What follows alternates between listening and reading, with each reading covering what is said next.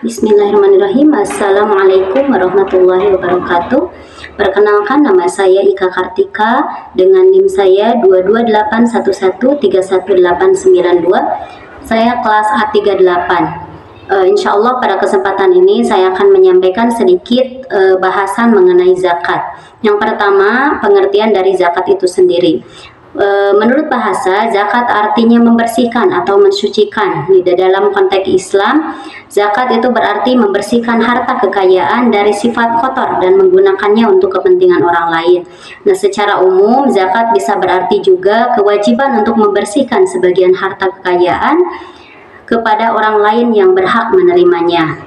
Nah, yang kedua, poin yang akan saya sampaikan itu mengenai dasar hukum dari zakat itu sendiri atau dalil dari zakat. Yang pertama, dalil di dalam Al-Quran, yaitu terdapat dalam surat atau bait 103 yang artinya, ambillah zakat dari sebagian harta mereka, dengan zakat itu kamu membersihkan dan mensucikan mereka, dan berdoalah untuk mereka, sesungguhnya doamu itu menjadi ketentraman jiwa bagi mereka, dan Allah Maha mendengar lagi Maha mengetahui.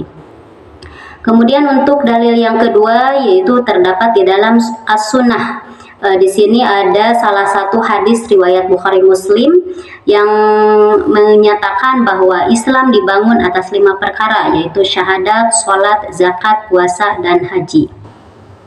Dan yang kedua yang akan saya bahas adalah mengenai jenis dari zakat itu sendiri. Jenis dari zakat itu ada 2 macam. Yang pertama ada zakat fitrah, yang kedua zakat mal. Nah, zakat fitrah sendiri itu ialah zakat yang dikeluarkan oleh setiap muslim pada saat menjelang hari raya Idul Fitri atau sebelum dilaksanakannya sholat Id. Kemudian syarat dari zakat fitrah itu sendiri, yang pertama beragama Islam, yang kedua mempunyai jiwa yang wajib dizakati, baik diri sendiri, istri, suami, anak, ataupun tanggungan yang lainnya. Kemudian syaratnya juga mempunyai harta yang cukup untuk membayar zakat fitrah itu sendiri. Jumlah atau takaran dari zakat fitrah itu sendiri adalah berupa 2,5 kg atau 3,5 liter dari makanan pokok. Kemudian waktu pembayarannya sebelum dilaksanakannya sholat Idul Fitri. Tujuan dari zakat fitrah itu sendiri adalah untuk membersihkan jiwa dan harta serta membantu fakir miskin. Nah, jenis zakat yang kedua yaitu zakat mal. Nah, zakat mal ini dikeluarkan dari harta kekayaan yang dimiliki oleh setiap muslim. Syarat dari zakat mal ini dia beragama Islam, kemudian mempunyai harta yang melebihi nisab, telah mencapai haul atau sudah sampai 1 tahun. Dan jenis-jenis zakat yang wajib dizakati dari zakat mal ini bisa berupa uang tunai, emas dan perak, perdagangan, pertanian, peternakan, dan yang lainnya. Jumlah dari zakat mal itu sendiri adalah 2,5% dari harta kekayaan yang wajib ia zakati. Waktu pembayarannya atau waktu pengeluaran zakat itu sendiri ialah dikeluarkan setiap tahun atau ketika sudah haul, sudah mencapai 1 tahun.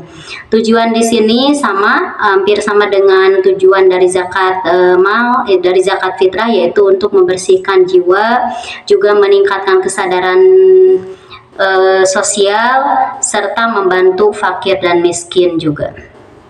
Untuk selanjutnya di sini saya akan membahas mengenai mustahik dari zakat itu sendiri. Nah, yang pertama itu mustahik untuk zakat fitrah. Nah, di sini ternyata di dalam suatu hadis riwayat Abu Daud dikatakan bahwa zakat fitrah itu adalah untuk fakir dan miskin. Nah, di sini berarti zakat fitrah itu hanya untuk 2 golongan saja, yaitu fakir dan miskin. Nah, fakir adalah orang yang tidak memiliki harta dan tidak mampu bekerja untuk mencari nafkah, sementara miskin adalah orang yang memiliki harta tetapi tidak cukup untuk memenuhi kebutuhan hidupnya.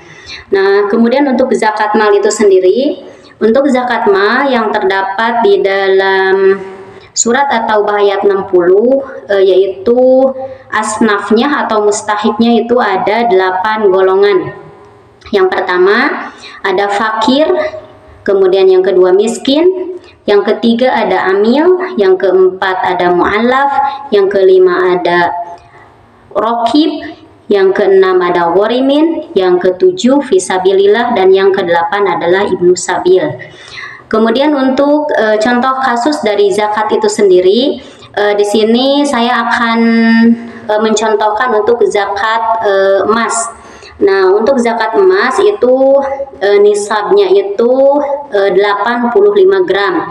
Nah, di sini saya contohkan 85 gram kali emas misalnya untuk harga 1 juta. Berarti 85 gram dikali 1 juta itu berarti 85 juta. Nah, untuk zakat dari emas adalah 2,5%. Nah, berarti kita kalikan 2,5% dikali 85 juta. Nah, ini hasilnya 2.125.000.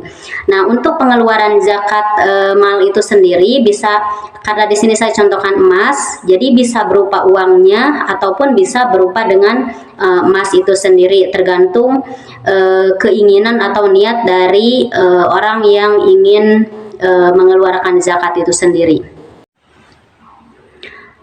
Poin selanjutnya yang saya bahas adalah mengenai relevansi zakat dalam kehidupan modern.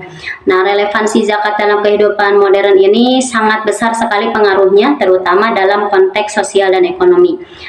Kenapa? Alasannya yang pertama, dengan zakat ini bisa mengurangi kesenjangan sosial, yang kedua bisa meningkatkan kesadaran sosial, yang ketiga membangun ekonomi, yang keempat bisa mengatasi kemiskinan, yang kelima bisa meningkatkan stabilitas sosial, yang keenam bisa mengoptimalkan sumber daya. Di sini dari harta yang tidak produktif menjadi produktif, dan yang ketujuh bisa meningkatkan kualitas hidup. Nah, dalam konteks modern, zakat ini bisa diimplementasikan dalam berbagai bentuk, yaitu bisa zakat profesi atau penghasilan, zakat saham, zakat obligasi, zakat properti, dan zakat online atau melalui platform digital. Nah, mungkin itu yang bisa saya sampaikan. Mohon maaf atas segala kekurangannya. Wassalamualaikum warahmatullahi wabarakatuh.